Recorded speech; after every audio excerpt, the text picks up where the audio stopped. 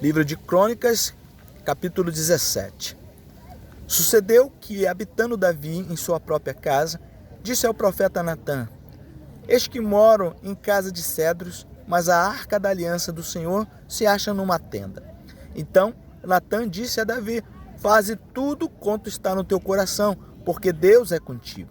Porém, naquela mesma noite veio a palavra do Senhor a Natã, dizendo: Vai e diz a meu servo Davi: Assim diz o Senhor: Tu não edificarás casas para minha habitação, porque em casa nenhuma habitei, desde o dia em que fiz subir Israel até o dia de hoje. Mas, tendo andado de tenda em tenda, de tabernáculo em tabernáculo, em todo lugar que andei com todo Israel, falei: Acaso alguma palavra com algum dos juízes, e que mandei apacentar o meu povo, dizendo: Por que me edificais uma casa de cedro? Agora, pois, assim dirás ao meu servo Davi: Assim diz o Senhor dos Exércitos: Tomei-te da malhada e de trás das ovelhas, para que fosses príncipe sobre o meu povo de Israel. E fui contigo por onde quer que andastes. Eliminei os teus inimigos e diante de ti, e fiz grande o teu nome, como só os grandes têm na terra. Preparei lugar para o meu povo de Israel e o plantei para que habite no seu lugar e não mais seja perturbado. E jamais os filhos da perversidade o oprimirão como dantes. Desde o dia em que mandei que houvesse juízes sobre o meu povo de Israel, porém abati todos os teus inimigos, e também te fiz saber que o Senhor te edificaria uma casa. Há de ser que, quando teus dias se cumprirem e tiveres de ir para junto dos teus pais, então farei levantar depois de ti o teu descendente, que será dos teus filhos, e estabelecerei o seu reino. Esse me edificará casa. Eu estabelecerei o seu trono para sempre, e eu lhe serei por pai, e ele me será por filho. A minha misericórdia não apartarei dele, como a retirei daquele que foi antes de ti. Mas o confirmarei na minha casa e no meu reino para sempre, e o seu trono será estabelecido para sempre, segundo todas as palavras, conforme toda esta visão. Assim falou Natã a Davi. Você vê aqui que Deus, na verdade, ele falou através de Natã, profetizando referente a um descendente de Davi. E o descendente, ele estava se referindo a Jesus, o cujo ele falou assim: eu serei para ele como um pai e ele será um filho, né? E ele fala que o trono dele estabelecerei para sempre. Nele, ele está falando de Jesus. E na verdade, toda a escritura se refere, toda ela aponta para Jesus. Em todo momento ali é falado, em meio a alguma profecia, eles vão e falam de Jesus. Está toda a escritura apontando para Jesus. E de repente Jesus nasce e aparece. E aí deixa os ensinamentos dele em 4 evangelhos, né? Os evangelhos são de Jesus.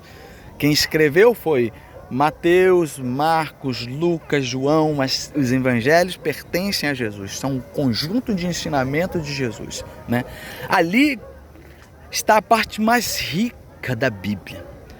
Por que eu digo isso? Porque toda a Bíblia aponta para Jesus. Toda a Bíblia aponta para Jesus. E quando chega o Senhor Jesus, né, nós que falamos que por Ele, por meio dEle, para Ele, são todas as coisas, e a gente ignora isso, é um fato muito triste, é um fato muito, muito preocupante, porque quando lá no autor dos Hebreus, que ninguém sabe ao certo quem foi que escreveu, né?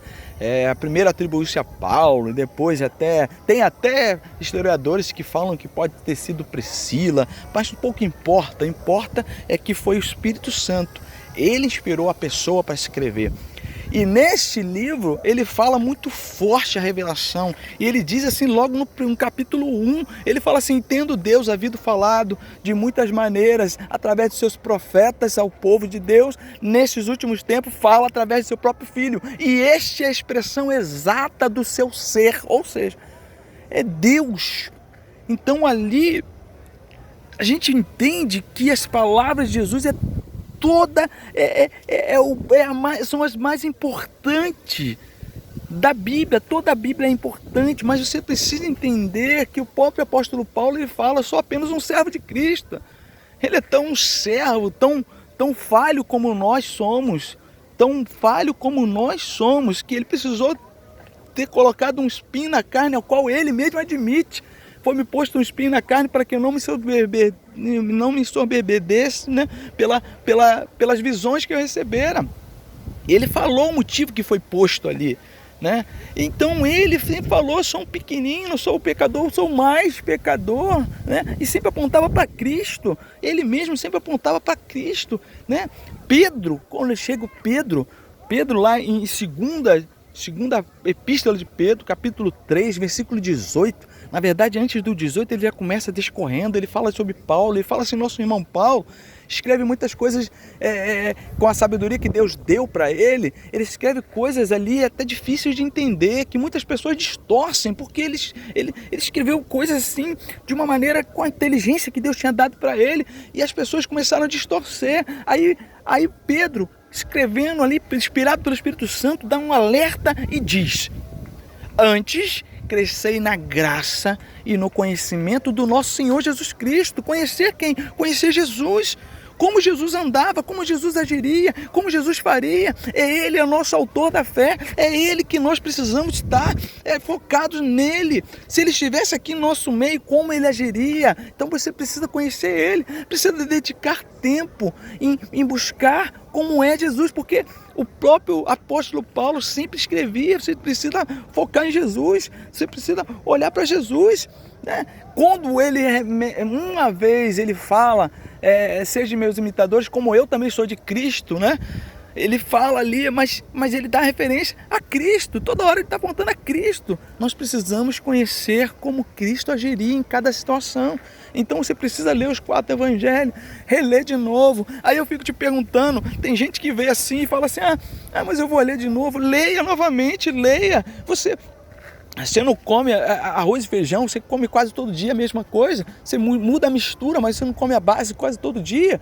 Então, se alimente de Jesus, alimente-se da palavra, alimente-se dele. Jesus falou assim: eu sou o pão da vida. Sabe o que é o pão? O pão é o alimento básico, né? É o alimento que está na mesa do pobre e na mesa do rico. É alimento que você pode dar ali para um morador de rua. Você passa e dá um pãozinho para ele, ele come. E você vai no maior resort, no maior hotéis, nas mansões, e vai lá, pode ter tudo no café da manhã, mas vai ter pão também. O pão está acessível a todos. É simples, é acessível, né? Não tem mistério, né? Jesus é simples, não precisa de teologia avançada para poder entender. É como o pão, é simples, basta se alimentar dele. E como é que eu me alimento de Jesus? Lendo as suas palavras. As palavras dele são palavras de vida. A palavra de Jesus é palavra de vida. Você quer ficar forte? Você lembra quando a gente fala para uma criança: come para ficar forte, come para você crescer, come, se alimenta para você não ficar doente. É assim também. Se o povo entendesse, discernisse o corpo de Cristo, não haveria entre nós doentes, fracos e doentes. Não haveria entre nós fracos e doentes se o povo discernisse o corpo de Cristo. Porque ali são as suas palavras. Ele bem falou: a carne para nada se aproveita, porque os homens estavam entendendo que ele estava falando de se alimentar do corpo dele, era a carne, mas ele falou assim: a carne nada se alimenta, mas o espírito é vida, e as palavras que eu tenho te falado são vidas. Ou seja, essas palavras que eu estou falando são espírito, são vida. A palavra que alimenta, as palavras de Jesus são vida. Então você precisa entender isso, que toda a Escritura estava apontando para Jesus desde o começo. E todas as cartas e epístolas apontam do ensinamento de Jesus. E aí a gente foge, a gente vai para um lado, vai para o outro e pula o ponto principal. Parece que tem alguma coisa errada.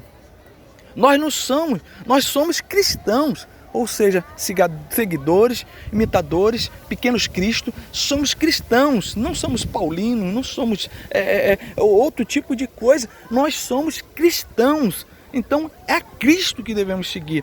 Então é Cristo que nós devemos, em primeiro lugar, ler, se basear, entender, porque as cartas, né, na verdade, você vê quando o apóstolo Paulo fala para Timóteo, ele fala: Timóteo, você fique bem instruído nas instruções que você já foi criado desde criança, desde a sua infância, nas Sagradas Escrituras. E aí ele diz que toda a Escritura é inspirada por Deus, ela é apta para o ensino e para deixar o varão perfeitamente habilitado para toda boa obra. Perfeitamente habilitado para toda boa obra. Perfeitamente habilitado com a Escritura. E você acha que a Escritura que Paulo estava falando é o quê? Era a carta dele? De jeito nenhum.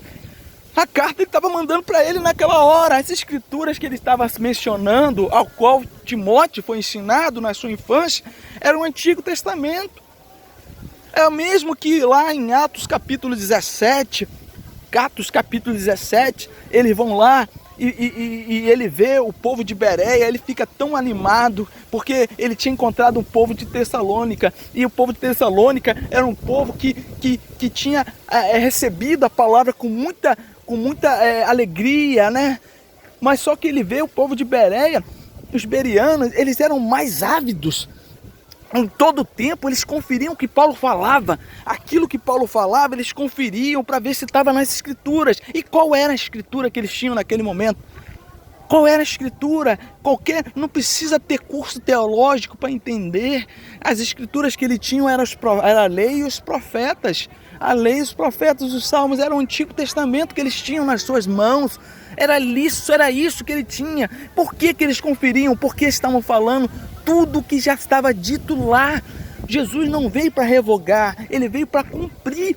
Ele foi sinal de cumprimento. Você lê no livro de Mateus, ele fala com muita clareza, ele dá ênfase ali a todas as palavras dos profetas que Jesus foi cumprindo, que ele foi cumprindo. Então, é o que você precisa entender, que a Bíblia tem um centro, que a Bíblia tem uma chave de entendimento, que a Bíblia ela é o foco, é Jesus.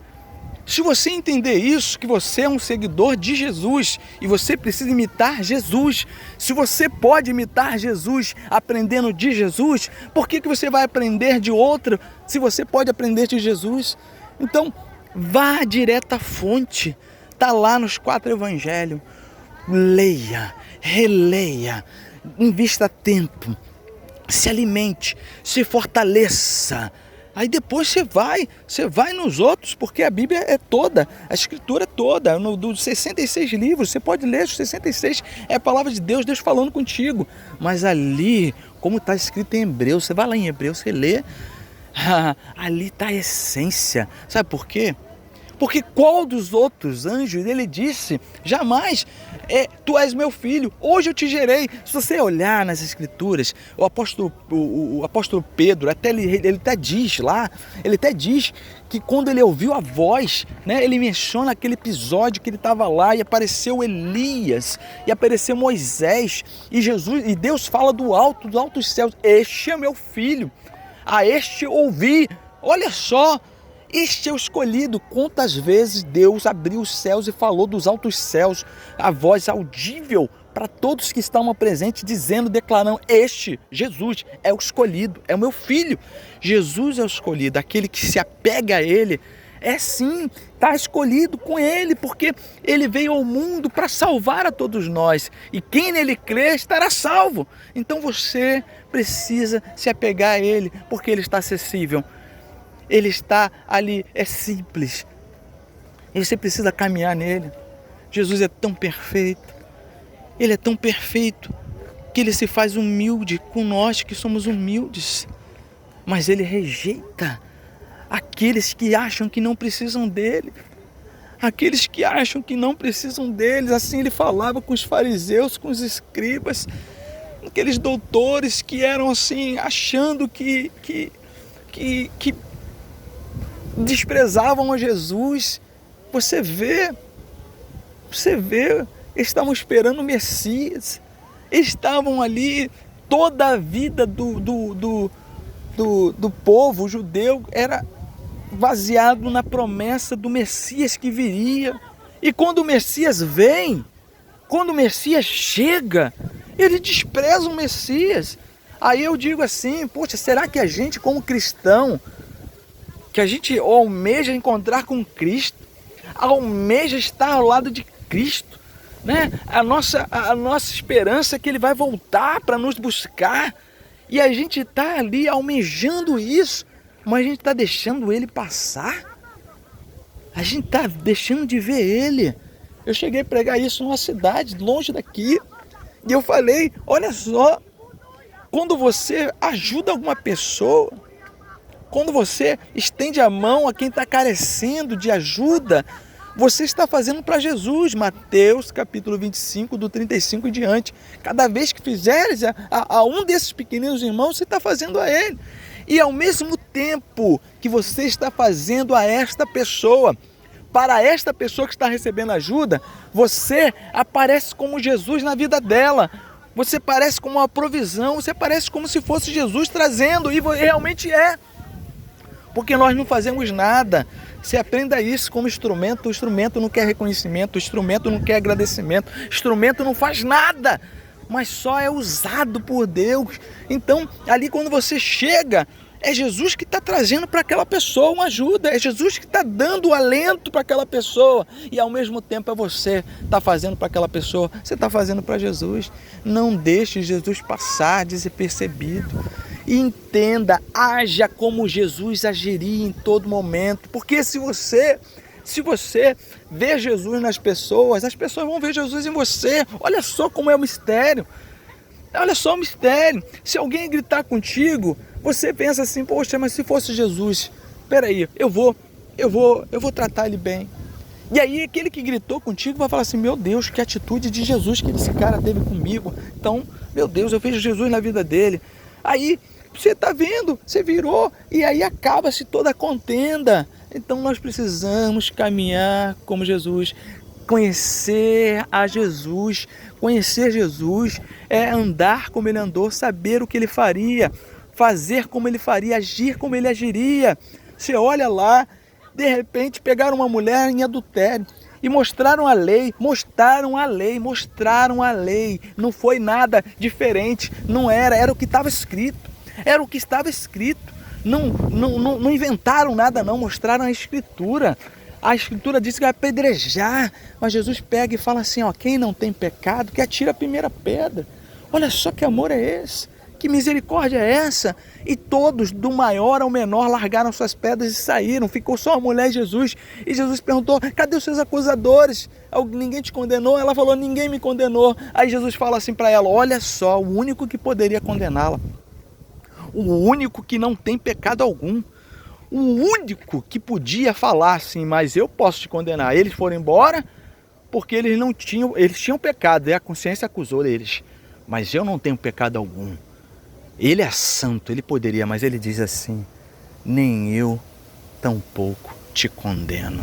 Meu Deus, se você não aprender essa lição, rapaz, se você não aprender com Jesus, você vai aprender com quem?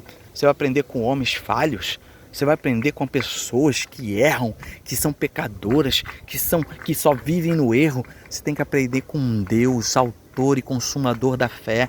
As palavras de Jesus precisam ser as principais, elas precisam ser seguidas, elas são o balizador, a chave hermenêutica de toda a Bíblia, a chave de entender todo o conteúdo bíblico são as palavras de Jesus, até porque a gente não foi convidado para conhecer, para ter conhecimento do que está escrito ali, mas sim para conhecer o Deus ao qual a Bíblia fala.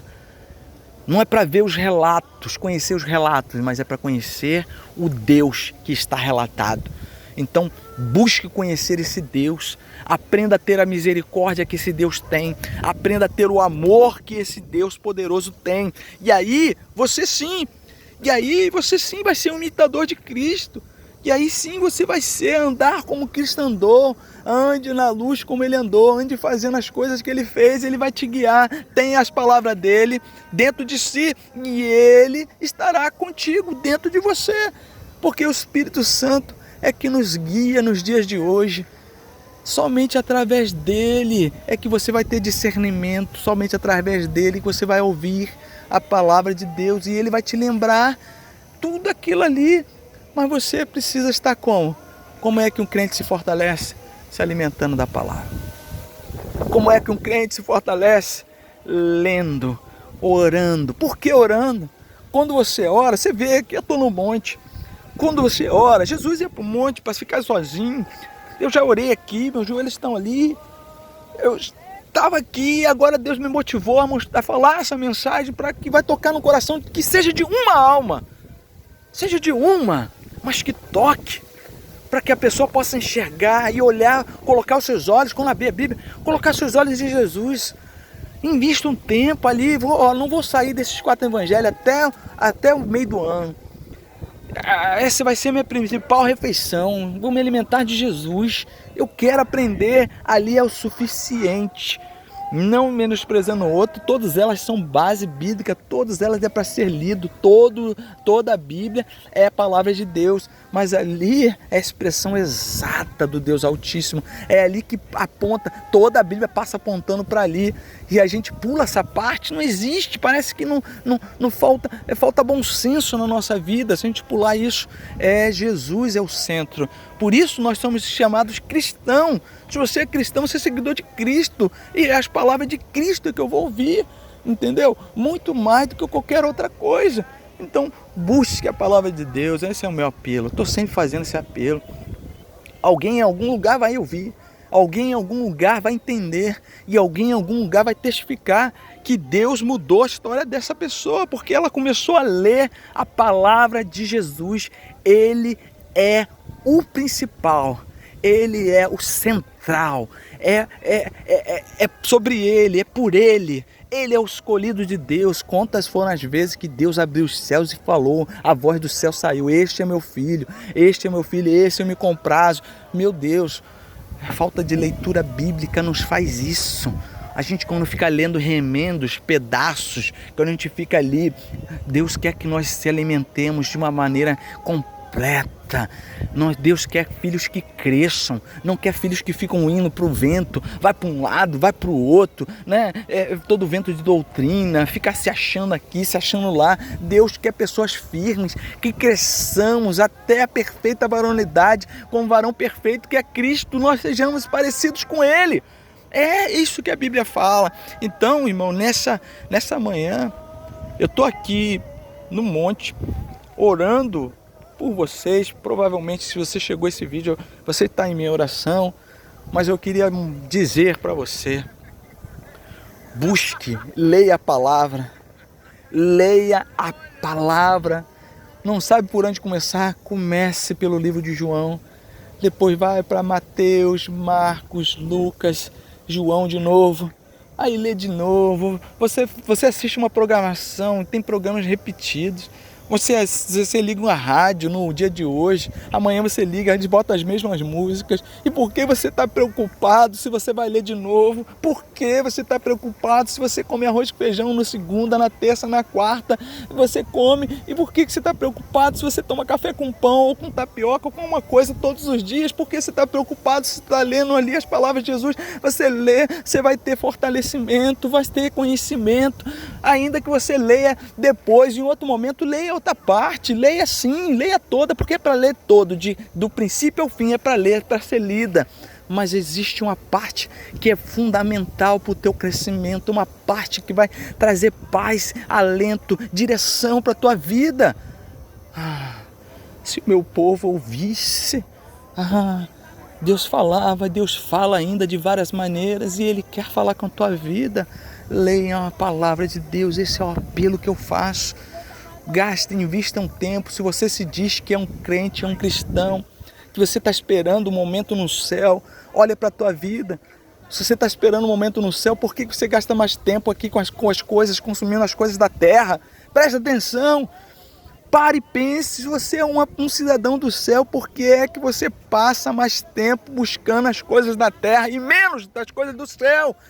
Só pare para pensar, coloque tua ficha aí, bota tua ficha. Ou você não crê do que está sendo pregado, ou você crê e está fazendo pouco caso. Se somos cidadãos dos céus e investimos nosso tempo todo nas nossas ganâncias, nas nossas ambições terrenas, tem algo de errado na nossa vida. E outra coisa, quem é salvo tem desejo de salvar. Você não salva para fazer coisas para Jesus, não. É porque há um desejo ardente de compartilhar aquela coisa que é boa, que é uma coisa fundamental que te salvou. Você quer compartilhar aquilo que você provou, mas se você não provou ainda, você não quer. Você não provou, você não experimentou do que é bom, você não consegue compartilhar. Mas quando você prova aquilo que é bom, aquilo que é gostoso, né? Aquilo que te deixou bem, você quer logo falar para o outro. Você quer logo falar, você quer logo comprar. Aí eu te pergunto, será que você ainda não provou? Será que você ainda não provou? Ou será que não foi bom o suficiente para chegar a te deixar entusiasmado em pregar? Para deixar você entusiasmado em falar? Será que não foi bom o suficiente? Irmãos, eu peço até que não me ouça, até delete depois esse vídeo, mas vá mergulhar na Bíblia, vai mergulhar na palavra, vai mergulhar ali nos 4 evangelhos, aprenda de Jesus, como ele se comportava. Se você aprender, ele falou assim, se ouvirem as minhas palavras, ouvirão as suas. Se rejeitarem as minhas palavras, também rejeitarão as suas. Porque se quando alguém te rejeita Jesus. Mas quando alguém te recebe as palavras dele. Quando você vai fazer a obra, é ele que chega contigo. Quando a pessoa te aceita, ela está aceitando a Jesus. Ela ouve a Jesus e ela vai para Jesus. Então, pregue a palavra. Demonstre o amor de Deus na vida dessas pessoas. Chegue com o amor. Quando eu falo amor, as pessoas confundem. É uma cabeça tão poluída, que achando que a gente amor não tem repreensão. Meu Deus, o amor, você já viu um pai que ama não corrigir? É impossível. O pai corrige quem ama. O não de Deus é um amor demonstrado através do não. Então você precisa falar do amor de Deus, mas precisa corrigir também. Quando eu falo amor, é porque você precisa falar, corrigir com amor. É falar assim, olha só, você está no erro. Enquanto você estiver no erro assim, as coisas não vão dar certo para você. E tem um detalhe, se você continuar assim, você realmente, o que você vai colher é a ira de Deus, porque existem 2 sentenças. A primeira sentença é que se você continuar desobediente, rebelde, do jeito que você está, fazendo as coisas que você faz, você vai para a condenação. Mas se você se arrepender, você cai na outra sentença. O amor de Deus, esse que já te alcançou, ele te purifica de todo pecado. Se você se arrepender, ele te dá uma nova chance, coloca sobre você uma nova identidade, e aí sim ele muda a tua história, e aí sim você começa a ser uma pessoa diferente, aí sim você começa a viver, porque pessoas pensam que estão vivendo, indo para farra, indo para baile, usando droga, tendo relacionamentos aqui, ali, acolá, acham que estão vivendo, pensando, passando, vivendo ali em orgias, vivendo ali em badalações, vivendo ali com riquezas que o mundo pode dar e acaba amanhã. Muda o governo, acaba o dinheiro. Vem o assaltante, acaba. A bolsa cai, quebrou, acabou. Mas a riqueza que vem dos céus, essa riqueza não acaba. Essa riqueza que vem do céu é eterna. E Jesus quer que você tenha essa riqueza. Arrependa-se aonde você estiver. Volte às primeiras obras, se você que é cristão. E você que ainda não conhece Jesus, ele está te chamando. Se você ouviu até esse final, é porque tinha uma mensagem para você, rapaz. Homem de Deus. Deus te escolheu. Você até tentou se matar, mas Deus não deixou. Você acha que você está aí à toa? Você acha que foi à toa que você caiu nesse vídeo? Tu acha que foi por acaso, mulher, que Deus te chamou? Deus te chamou pelo teu nome.